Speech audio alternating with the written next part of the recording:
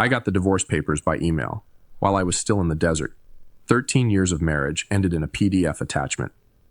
My name is Nathan, 42 years old, Staff Sergeant with the 82nd Airborne. I'd been in Kandahar for 4 months when Becky decided she was done waiting. The subject line read, "Let's be adults about this." The message itself was 3 sentences long. She'd already filed the paperwork. She'd already emptied our joint account. She'd already moved her new boyfriend, Jeremy, into our house in Spokane.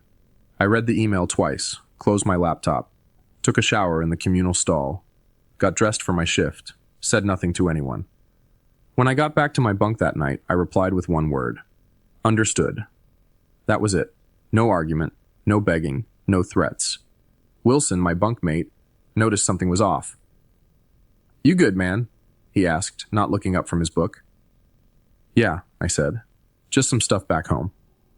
He nodded, and that was the end of it. Military guys know when to leave things alone. Truth is, I wasn't surprised. 6 months before deployment, things had changed.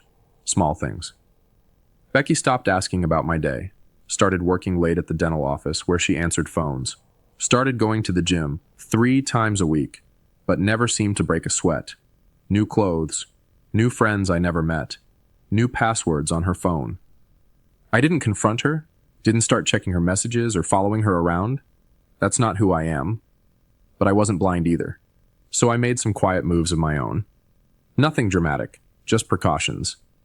I secured important documents in a storage unit across town, birth certificate, marriage license, house deed with only my name on it thanks to the VA loan, military benefits paperwork.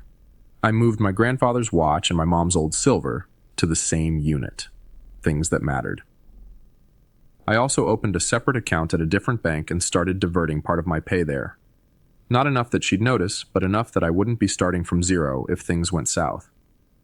The night before I deployed, she hugged me at the airport and said, "Stay safe, okay?" Her eyes were dry, like she was saying goodbye to a coworker, not a husband heading to war. I should have known then, but part of me still hoped I was wrong. I wasn't. What she didn't know was that I'd prepared for this moment, and what she didn't understand was that I never start fights. But I do finish them. I met Becky at a friend's barbecue in 2010. I was home between tours, staying with my buddy Jason in Spokane. She was finishing nursing school but ended up working admin at a dental practice instead. "Less stress," she said. We were married 8 months later. Becky used to say she was proud of my service, though she never quite understood it. Her dad was a bank manager, her brother a pharmacist. No military in her family. She'd ask when I was going to get a real job, not realizing that after 15 years, the Army was my career, not just a job I was killing time at. We bought our house in 2014. Nothing fancy, but it was ours. 3 bedrooms, small yard, quiet neighborhood. My name was the only one on the mortgage since the VA loan was in my name, but I added her to the deed because that's what married people do, share things. My dad died a year after we got married, heart attack while shoveling snow. My mom passed 3 years later, lung cancer, though she never smoked a day in her life. They left me some money, not a fortune, but enough that Becky and I could pay off her student loans and still have a cushion. I deployed 4 times during our marriage, Iraq twice, Afghanistan twice. Each time I came home, Becky seemed a little more distant, a little more restless, like she was playing a role she'd outgrown. "I didn't sign up to be a military wife," she told me once after I mentioned possibly re-upping for another 4 years. "I'm tired of being alone all the time." I understood that. I did. But the Army was the only place I ever felt like I truly belonged. I was good at my job. People depended on me. In 2019, things started changing. Small stuff at first. Becky got irritated when I called during her girls' nights. Started talking about how her friend Melissa had divorced her husband and was living her best life now. Started making comments about how we didn't really have anything in common anymore. I suggested counseling. She said we were fine, just going through a phase. Then came the late nights at work. The weekends away with friends I'd never met.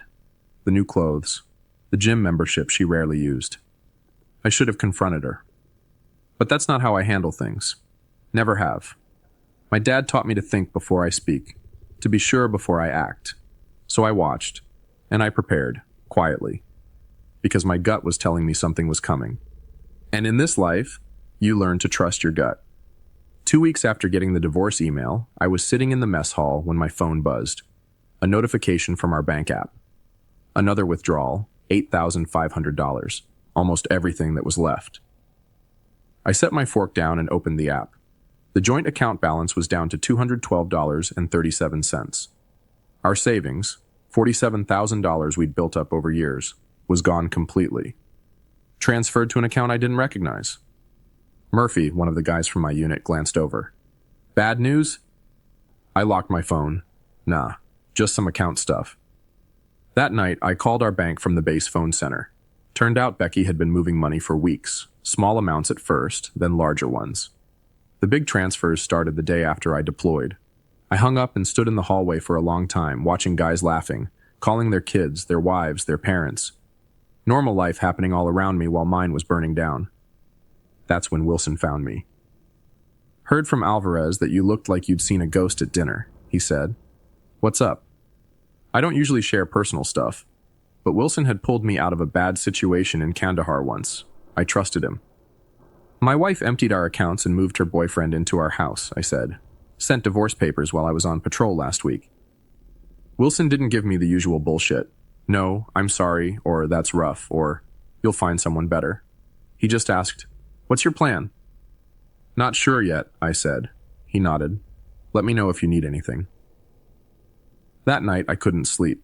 I pulled out my laptop and logged into our home security system, something Becky probably forgot I could access remotely. The cameras showed a strange truck in our driveway. A man I'd never seen before walking our dog, using my coffee mug, wearing my Seahawks sweatshirt. And there was Becky, laughing in the kitchen I'd renovated myself during my last leave. Something shifted inside me. Not anger exactly, something colder, clearer. I closed the laptop and pulled out my phone, made a list, called James, Army buddy who became a lawyer, checked the VA loan terms, contact Master Sergeant about emergency leave, review home refinance documents, something Becky mentioned casually last year, check the security on my military pension accounts. I didn't feel sad anymore. I didn't even feel angry. I felt focused, like I was planning a mission. This wasn't about emotion now. This was about strategy. At 0500, before my shift started, I sent an email to James with the subject line, "Need legal help, discreet and urgent." His reply came an hour later. "Call me. Secure line only." When I hung up from that call, I knew exactly what I needed to do.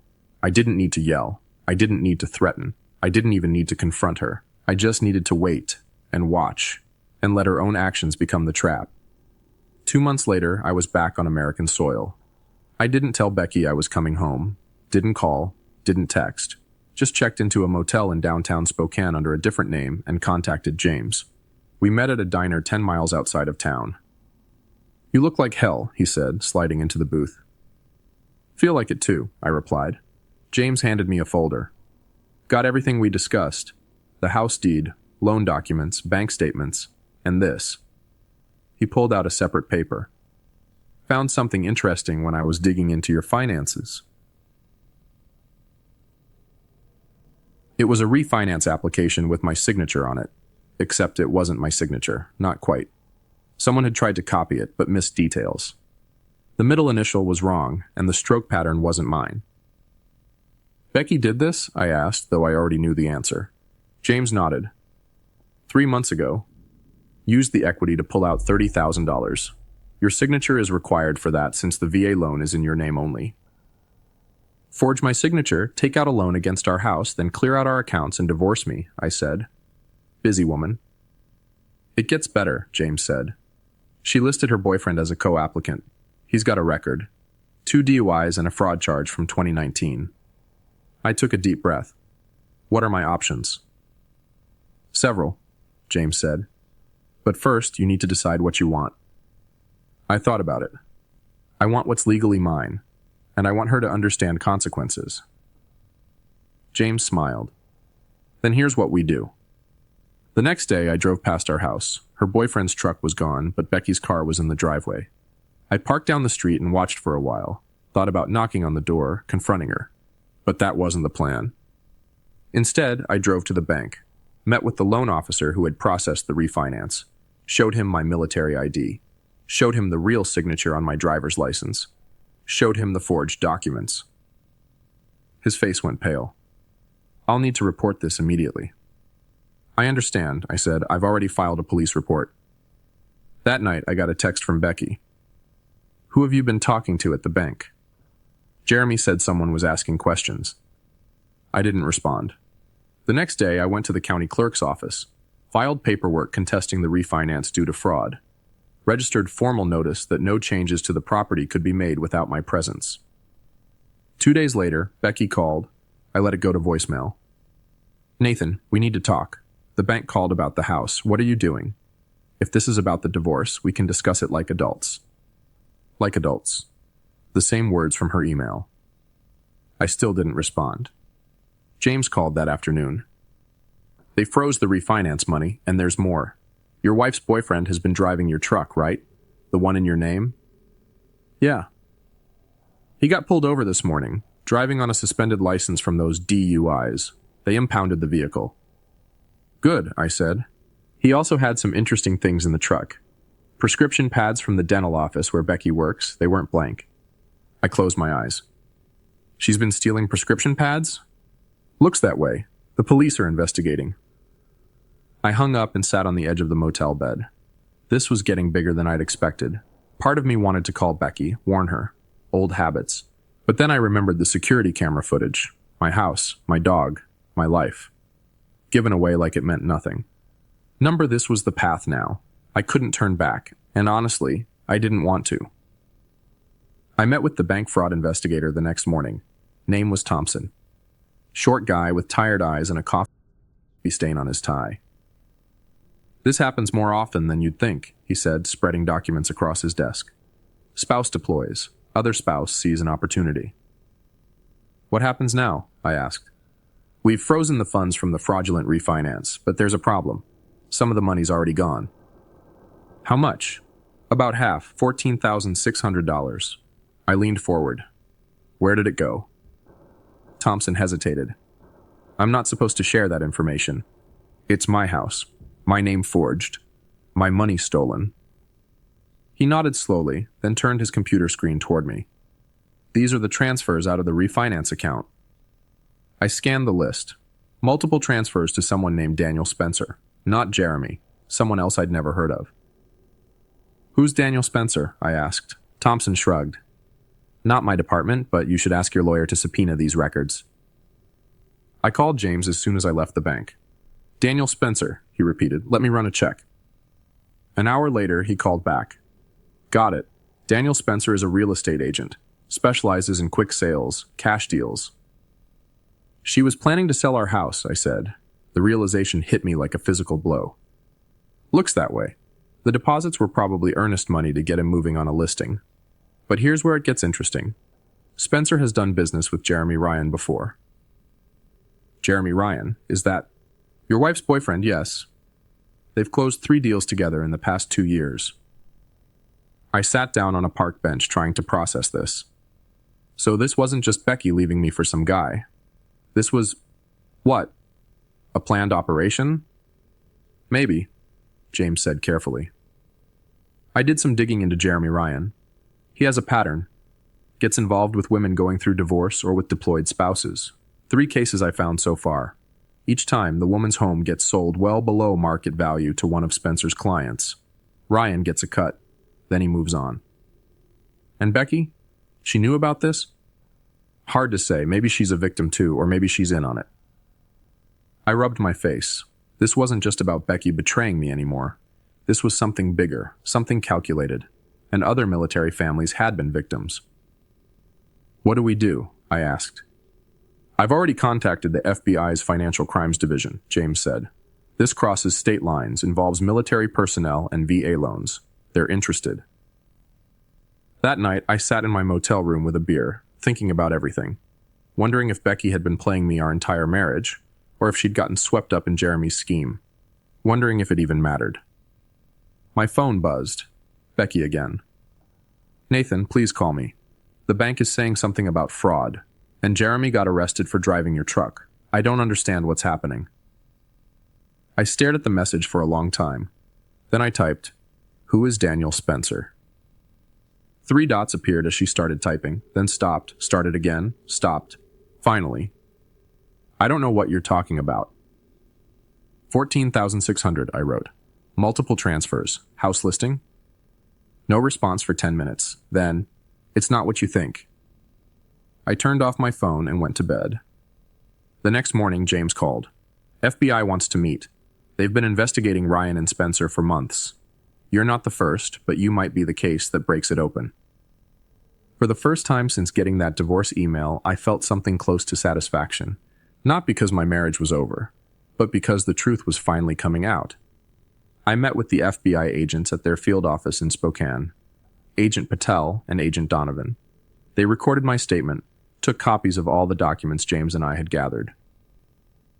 Your case helps establish a pattern, Agent Patel explained. Shows intent, organization, makes it a conspiracy rather than isolated incidents. What about Becky? I asked. My wife, ex-wife. The agents exchanged looks. We're still determining her level of involvement, Donovan said carefully. Did she ever mention financial difficulties? Pressure to sell the house? I thought back. She kept saying we were house poor, that we should downsize. I didn't see the need. Our mortgage payments were manageable on my salary. Patel made a note. When did that start? About 6 months ago, around the time she must have met Jeremy. And the refinance? Donovan asked. Never discussed it with me. She forged my signature while I was deployed. They asked more questions, took more notes.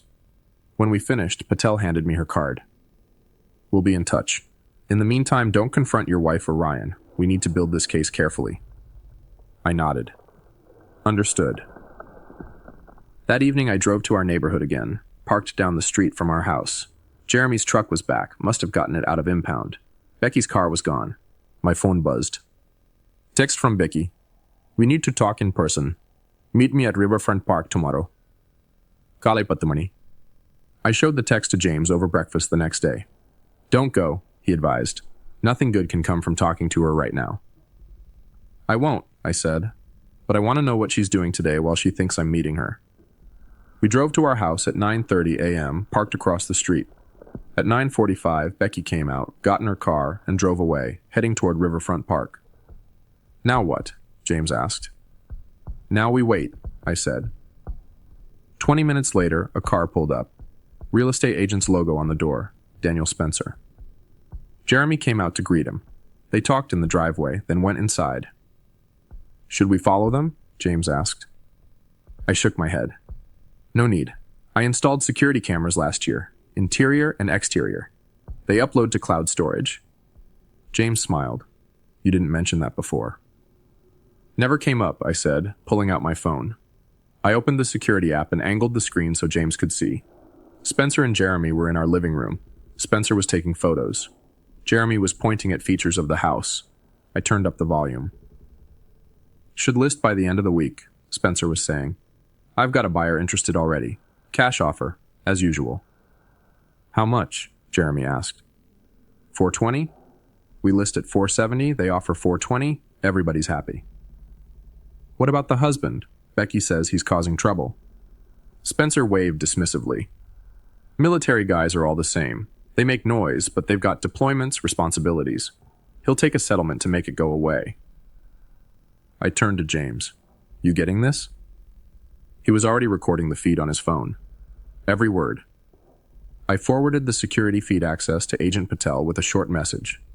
Happening now. 30 minutes later, our house was surrounded by FBI vehicles. I watched from down the street as agents led Spencer and Jeremy out in handcuffs. My phone rang. Agent Patel. Got them on tape discussing the fraud scheme, she said. Plus, conspiracy, wire fraud, and attempting to sell property under false pretenses.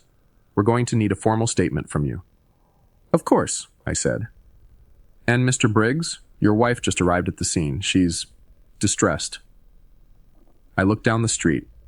Becky was standing on our lawn, hands over her mouth, watching as FBI agents carried boxes of documents from our house. What happens to her? I asked. That depends, Patel said. On what she knew. and on what you want. I watched Becky for a long moment. 13 years of marriage. Good years at the beginning, before whatever this had become. I just want what's right, I said finally. The federal case moved quickly. Jeremy and Spencer both took plea deals, implicating each other and several other conspirators in what turned out to be a 3-state operation targeting military families. Becky maintained she knew nothing about the larger scheme.